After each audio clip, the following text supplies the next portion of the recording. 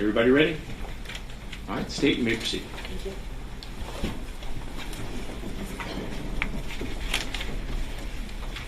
Good afternoon, ladies and gentlemen. Thank you for your time and attention so far during jury selection. We're about to get to what you've been waiting for, and I'm going to tell you about what you can expect to hear during the course of the trial, what evidence we expect to be presented, so you can have a guide map of what you can expect to see over the course of the trial.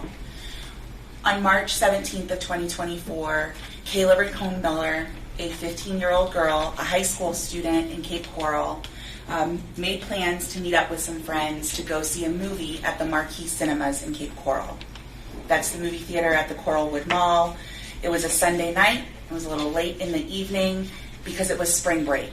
So these young girls made plans, got permission from their parents to stay out a little bit later and go to do this and meet up together because it was the first night of spring break.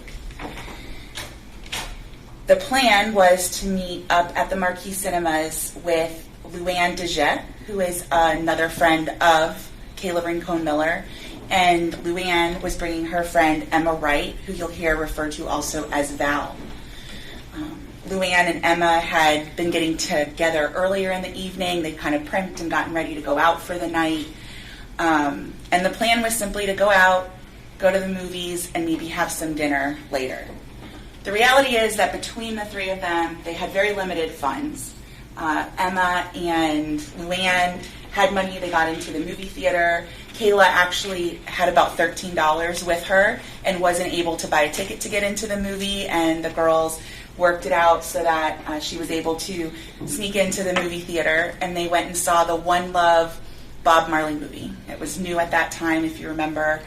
And they watched the movie. They finished up. It was later in the evening, about 9 o'clock. They went outside after the Bob Marley One Love movie and smoked some marijuana using a vape pen, and then decided to go out looking for the food that they were going to eat. There were a few options that were open. Starbucks was already closed. The girls didn't want Chipotle. Waffle House was going to be outside of their budget for all three of them if they even combined all of the resources they had. And so you'll hear that they decided to walk from the Coralwood Mall, where the Marquee Cinemas was, up to McDonald's, which is at the next shopping plaza where the Publix is on Del Prado. They opted not to walk along Del Prado Boulevard and instead walked on the side street or the back road, which is Southeast 16th Place. One side of that road is more residential, and the other side has a series of businesses, and it leads from the Coralwood Mall up through to where the bowling alley is before you get to that public shopping center. These were young girls out to have fun. They were singing, making little videos, just on their way the first night of spring break. And meanwhile, over in North Fort Myers, our defendant here, Thomas Stein, was making plans with a friend of his for them to go and get up to something that night. He lives over on West Mariana Avenue in North Fort Myers, and he made plans to meet up with a friend of his named Christopher Horne Jr. There were some phone calls and text messages exchanged for Mr. Stein to drive and pick up Mr. Horne at a residence where he was visiting off of an address that you'll hear about on West Creek Circle. And it was just a short distance away from Thomas Stein's home. He drove a vehicle that had been rented by his mother. His mother's name is Jessica Stein. She rented a gray or silver Pathfinder from a Hertz rent-a-car. She'd had it for a short time. And Thomas Stein, a young teenager, used that car to travel and pick up Christopher Horne. You'll hear about them taking sort of a roundabout way from the West Creek address back around to the West Mariana address where Thomas Stein lived. And what you'll hear is that in that trip back to Thomas Stein's home, another friend of Thomas Stein named Jaden Fernandez reached out to Thomas Stein because he wanted to purchase some marijuana. And that was the contact or someone he knew might have some. And you'll hear from Jaden Fernandez throughout the course of this trial. He'll talk to you about being a friend of Thomas Stein. that they actually spent the entire day together on March 17th of 2024. Jaden Fernandez had gone on a beach trip with Thomas Stein, Jessica Stein, Thomas Stein's 3 other siblings, all in that silver Pathfinder up to the beach in the Venice area. They'd spent the day up there. He'll talk to you about what they did, and that they returned about 5 o'clock, and at that point Jaden had expected to part ways for the day. But after playing some basketball and doing some other young teenage boy stuff, he decided he wanted to purchase some marijuana, so he had reached back out to Thomas Stein. And what you will hear from Jaden Fernandez, or what I expect you'll hear, is that when he made that phone call or made that message to Thomas Stein, he said, "Hey, I'm already out, I'll come to you." And so Thomas Stein, driving the Pathfinder with Chris Horne in the passenger seat, made their way to Jaden Fernandez's house. He lives on Piney Road, which is just down the street and around the corner from where Thomas Stein lives. They live right near one another. And when the car arrived, Chris Horne hopped out of the front passenger seat. There was some commentary about wanting to go rob a Chico. Everyone piled back into the car, and they drove to Thomas Stein's house, where Thomas Stein sent Jaden Fernandez into the house to go get the marijuana, get a scale. He brought it back to the car. Everything got parsed out. Thomas Stein drove Jaden Fernandez back to his house, dropped him off, and that's where the boys' ways parted for the night. It's important that you listen to what Jaden Fernandez says, because even though that's where they parted ways, he lets you know who was in that vehicle that night and around what time. And it's all leading up to the same time period that I've already been discussing with you, where the girls are over at the Marquee Cinemas. The boys, meaning Thomas Stein and Christopher Horne, then got up to what they were going to do. And in contrast to what you're going to hear about the girls walking down Southeast 16th Place, singing songs and making videos and walking like they're on a runway, Thomas Stein and Christopher Horne were planning to commit a robbery. Objection, Judge. Argumentative. Ooh. Thomas Stein and Christopher Horne were planning to commit a robbery. And they were in the car. They were also making videos that they were posting to social media, but these were rap videos about getting out and doing some violence. And the boys went from the area in North Fort Myers into Cape Coral, down Del Prado Boulevard, and went right through the parking lot at the Marquee Cinemas off of Del Prado.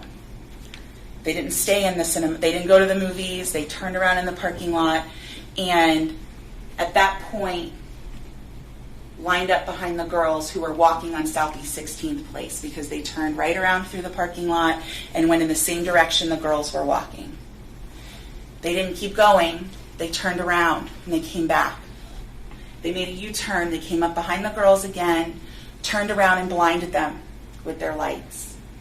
And at the point the car stopped, the driver, Thomas Stein, got out of the vehicle and went to the first girl in the line, and that was Kayla Rincon-Miller. Christopher Horne got out of his side of the vehicle and went to the other 2 girls who were just slightly behind, and that was Luann and Emma. They wanted their things. They were trying to steal from them. Luann had a small purse tucked up under her arm. Emma Wright had a crossbody bag, like a hobo-style bag, draped over her body, not wanting to give it up.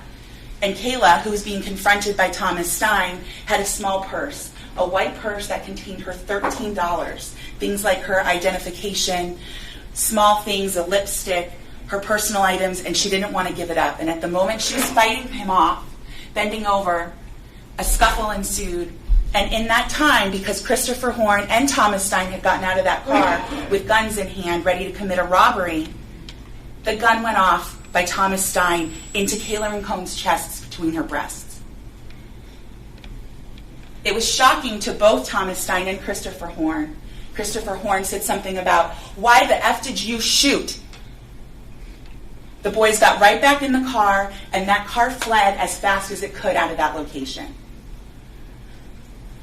Continued down Southeast 16th Place, turned back onto Del Prado, and hightailed it all the way back to the North Fort Myers, West Mariana Avenue address where Thomas Stein lived.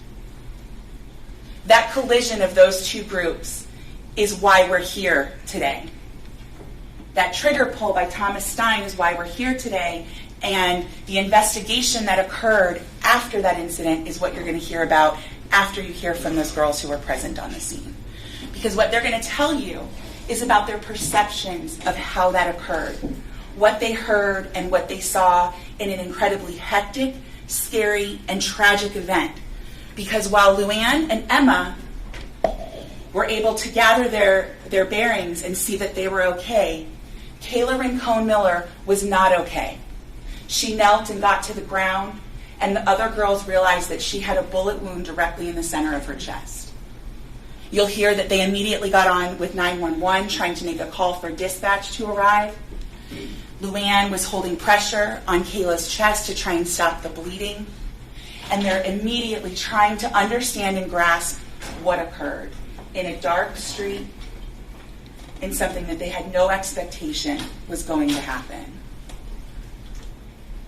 A short distance away from where this happened on Southeast 16th Place, Officer Jamil Vega with the Cape Coral Police Department was wrapping up another call. He heard about a shots fired call a very short distance from where he was. He grabbed the call from dispatch using his computer, and he went directly there. So within moments of the shooting happening, Officer Vega was on scene. And he went into the mode that his training told him, which was first, preserve life as best as possible.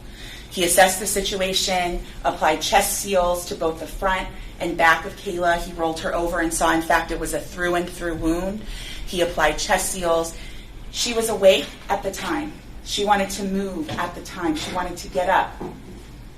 They were asking her, what happened? Do you know who did this? Trying to gather information, because while the first and foremost role he took was to save her life and make that attempt, he also needed to understand what occurred so he could figure out who did this and protect public safety. So he's asking those questions simultaneously and relaying them over the radio. Another officer with the Cape Coral Police Department arrived soon after. That's Officer Riley Houlihan. And these two officers are actually, I think you'll hear Officer Vega refer to it as rookies. They were within the first year or two of their role on the job. They had graduated from the academy together. You'll get to actually see what occurred in those first moments that they were interacting, because we have the body-worn camera footage from Officer Vega that I expect that you'll see here right at the beginning of the trial. And they're immediately looking at, how do we help preserve life, and how do we preserve an investigation, because something serious happened here. They were asking detailed questions, how many, who, and you will hear the girls explaining. They can describe two people, and they're also one of them talks about some shadowy figures.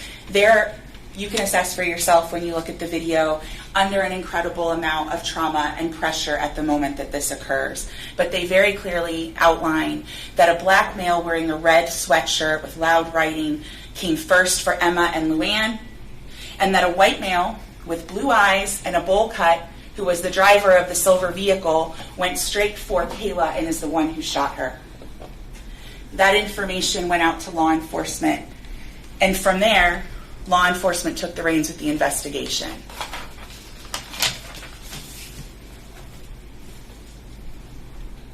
Kayla was taken to the Gulf Coast Hospital Trauma Center, where she received the medical care that was available. They tried very hard, and what you'll hear is that she did not survive her injuries while she was there. You'll hear from Sergeant Gum, who had traveled with her following the ambulance to get there. He'll talk to you about seeing her there. He'll let you know who she was. He met with her family, and he also collected the clothing she had at the time. He brought that back to the Cape Coral Police Department. And that's part of the investigation. That's part of the role that the Cape Coral Police Department played, was making sure those items were collected. And you'll also hear that while all of that was going on at the Gulf Coast Hospital, it was an all-hands-on-deck situation for the Cape Coral Police Department. Detectives, road officers, violent crimes unit, all the different criminal investigations units were brought in, and they were trying to figure out what happened and verify or substantiate the claims of the perceptions made by Emma Wright and Luann Dejet, and also at the same time document what they were finding and what they were doing. And like I said at the beginning, that street along Southeast 16th Place has both residential on one side, but it also has those doctor's offices and commercial buildings on the left. And because the officers acted quickly and were lucky, one of those businesses, the St. Vincent thrift store, had very good video. It captured the vehicle's U-turn, and it made, you'll hear from, Officer John Allen Precy. I want to make sure I said his name right. He was able to view that video when he was collecting it as part of this investigation, slow down the frames, frame by frame, and identify that that was a silver Nissan Pathfinder that followed the girls after they had walked by. Using license plate readers that are set up around the county and within Cape Coral, and that make and model as well as the timing, the officers were able to narrow down the license plate of the vehicle involved that was driven by Thomas Stein. They didn't know it was Thomas Stein yet, but they were able to identify that vehicle. And it came back to a Hertz rental car. They were able to follow that trail to Hertz and find out that the person who had rented that was Jessica Stein. Jessica Stein did not match the description of the shooter that night, nor the passenger that night. But Jessica Stein's son, Thomas Stein, did match that description. And the investigation springboarded from there because law enforcement, Detective La Salandra, Detective Frank Scarlato, started looking into the background of who Thomas Stein was, what was he doing that night, and who was he with. They were able to use their investigative techniques to look at cell phone data, cell phone usage, tower data, messaging. You're going to hear about those investigative steps. And they were able to place Thomas Stein with Christopher Horne in the vehicle that night. The detectives tried to figure out who was involved, and they used every investigative technique available to try and do that, including looking at social media and videos and things like that that they were led to that involved both Thomas Stein and Christopher Horne that night.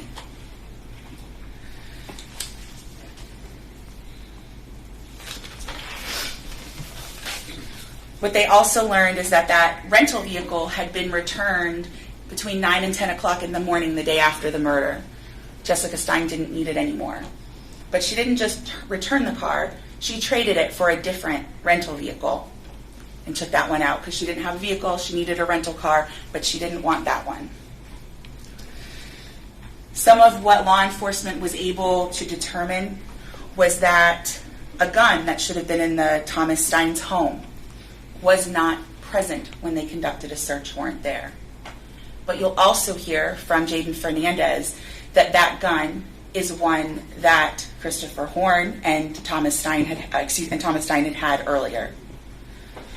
This investigation is wide sweeping. The facts are that on the night, March 17th of 2024, Thomas Stein and Christopher Horne went out to commit a robbery. And in the course of committing that robbery, they found Luann and Emma, as well as Kayla Rincon-Miller. And in trying to perpetrate that robbery, Kayla Rincon-Miller was shot and killed. The attempted robbery is that underlying felony we were talking about when it comes to felony murder. The action of committing the murder in the course of doing that is why it's felony murder. Ladies and gentlemen, I'm asking that you listen to all the testimony that you hear. You consider the nature of how that evidence was collected and watch what's presented to you, because once you receive all that information and you take that back to deliberate, the defendant should be found guilty as charged.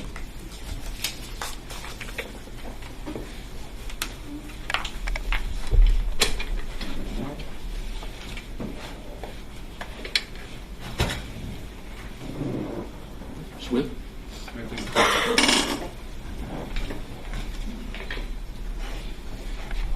Good afternoon, folks. It's been a long day, so I'm going to try to keep this rather short. The recitation of these alleged facts by Ms. Gould, you should treat as a promise to you, and I encourage you to take notes throughout the course of the trial. But under two main things I want you to write down. Story of Christopher Horne Jr., who they called Bubba, Buster or Little Buster, Buck, or he goes by different nicknames. Listen to his story, and forensics. Right? The science doesn't lie. Look at this. Look at the forensics.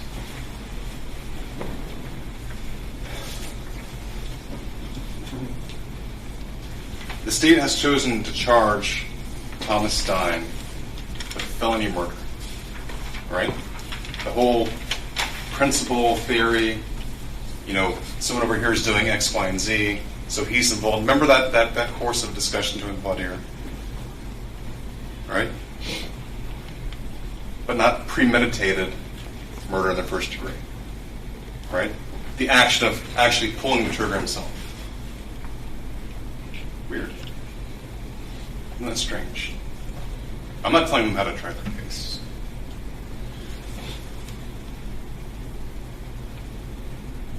But listen to see if they have enough evidence to prove premeditated murder. They didn't charge him that way because they don't. Listen for evidence to see if there's enough to charge him with felony murder. And they won't. 4, 3, 2, 1. You're going to hear the state's own victims in this case, Law&Crime, right? The two surviving victims, Law&Crime and Val, Emma Wright, both say the same thing. We saw a car drive up past us. They slowed down real slow. The guy in the back seat leaned into the front to talk to someone in the front. He was wearing red. We saw the white guy driving. We can describe the color of his eyes. He's got blue eyes. He slows down from 25 miles an hour to 5 miles an hour. Just creeping past them. They were laughing it off. Like, who are these guys? They're checking us out.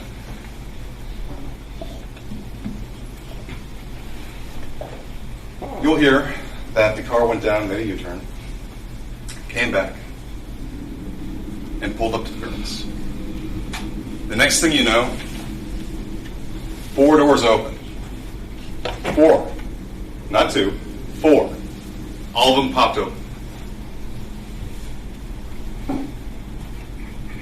You'll hear the person wearing a red hoodie, who was later determined to be Christopher Horne, came up to Val, Emma Wright, put a gun in her face.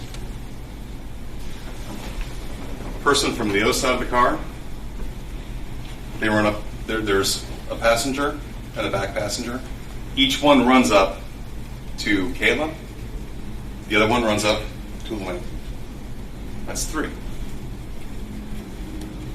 You're going to hear him say that Thomas Stein was the driver standing at the driver's side door. What's happening? Oh, and by the way, he's the only one not wearing a mask. Right? The other 3 had foresight to wear a mask.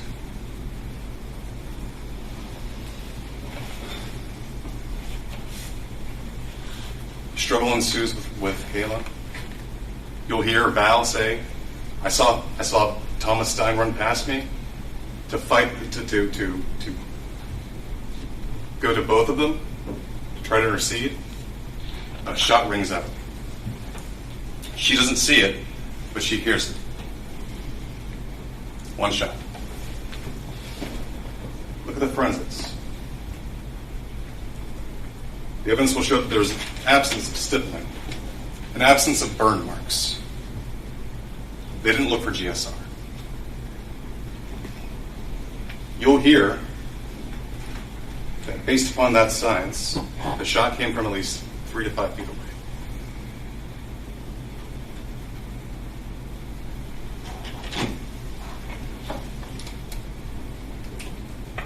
You'll hear they tested the purse strap of Kayla Rincon-Miller for DNA. You'll hear that there was a mixture found on that purse strap. That mixture, it excludes Thomas Stein and Christopher Horne. So who is this guy?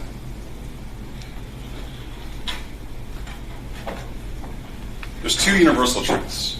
in this story. So 4 doors open, 3 victims, 2 universal truths. The death of Kayla Rincon-Miller is a tragic event.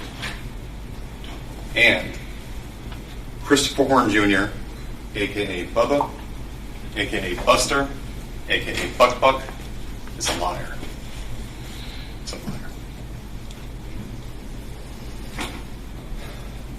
There's only one person in trial in this case, and that's the patsy at the end of the day, Thomas Stein.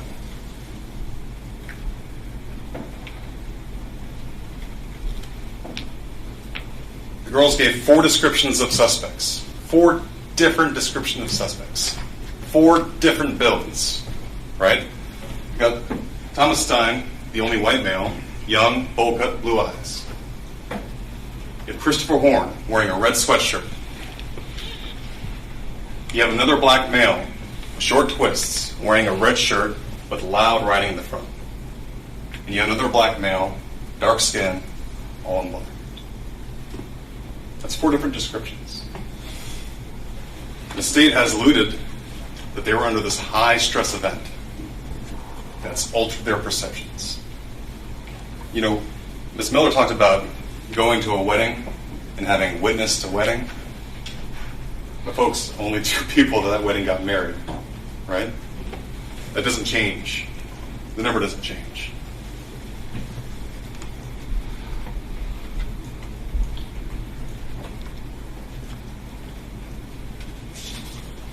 You'll hear from detectives.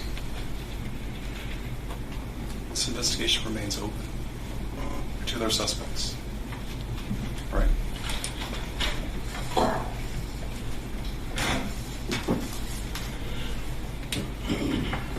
We talked about common sense. We're asking you to use your common sense in this case to the best of our ability, right? We can only go based upon what the evidence presented to us is showing. So who should you believe? The 2 eyewitnesses that were there?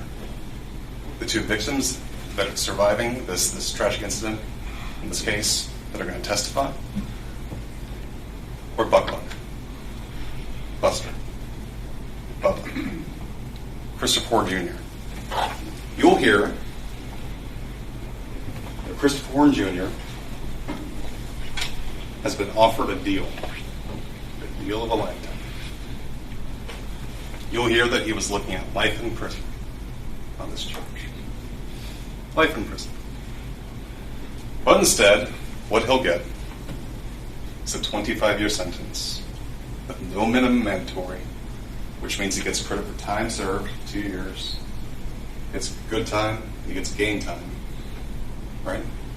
So we figure he'll spend about 19, 20 years in prison.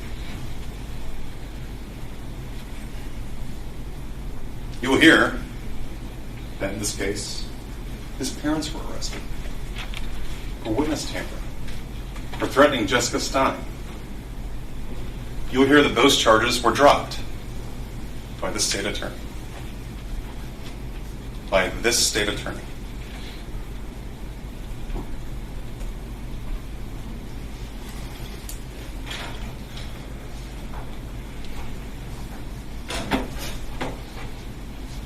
You'll hear that the plan that night between Christopher Horne and Thomas Stein is to drive around and check the door handles of cars, look for loose change.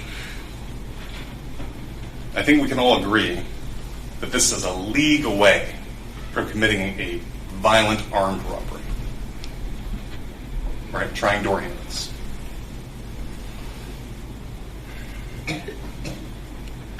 You'll hear that Thomas Stein lives in a nice house. His mom provides for him, lets him smoke marijuana in her house or at her house, not inside. But gives him certain freedoms, right? At least she knows where he's at.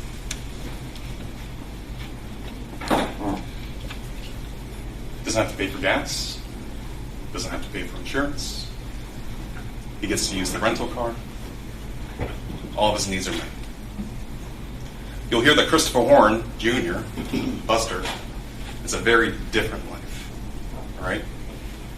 And when he meets up with Thomas Stein 2 months before the murder, he sees an easy mark. You'll hear him. He calls him sweet. And not like sweet, oh, he's brought me flowers. Sweet, I can get this guy to do whatever I want. I can go to his house. I can hold his guns that his mom owns. I can smoke his marijuana.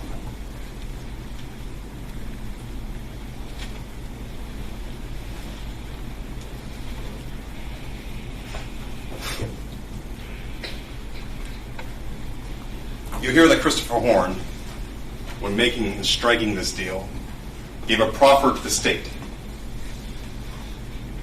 You'll hear, in that proffer, he lied.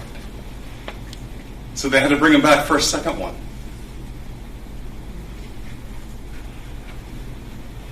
He gave a deposition. You're going to hear the untruths he told there. And you should ready yourself for what comes out of this magic truth-telling box. I'll say that in air quotes, because it's not. That comes out of his mouth. Does the state's star witness testimony match up with the forensics, with the testimony of the surviving victims, and with your common sense?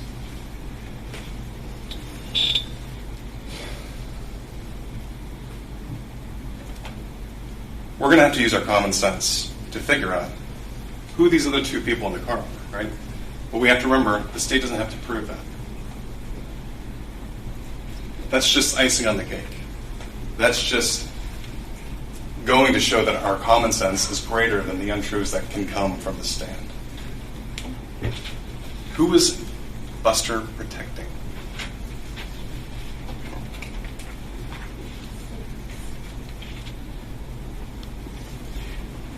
Going out, no mask on, looking for door handles to try in a parking lot. All of a sudden, shifts when two people get in the car. Right? That Thomas is driving. There's a conversation, I don't know, maybe, between Christopher Horne and these two people that Mr. Stein is not a part of. You'll hear that Christopher Horne Jr.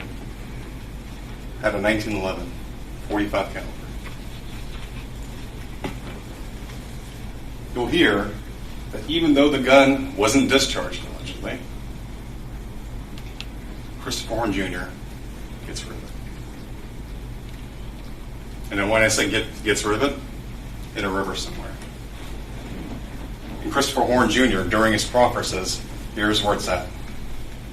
And you'll hear law enforcement dutifully went to that location, and they dredged, and they looked. Metal detectors, the whole bit. What'd they find? Goose egg. Nothing. Why would Horne get rid of a gun that allegedly wasn't used? And according to him, didn't even have bullets. If it wasn't the murder weapon. Why would Christopher Horne Jr. get rid of his cell phone? You'll hear that they have Thomas Stein's cell phone. They have his records. But they don't have Christopher Horne Jr.'s phone. They have carrier records, but they don't have records from WhatsApp. They don't have direct messages from social media.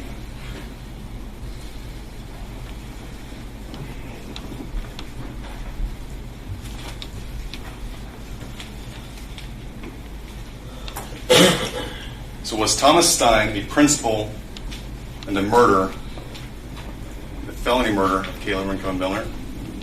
Or was he sweet? Did these boys use him? The fact that he had a car, the fact that he had weed, the fact that he was willing to drive them around to try to fit in with them.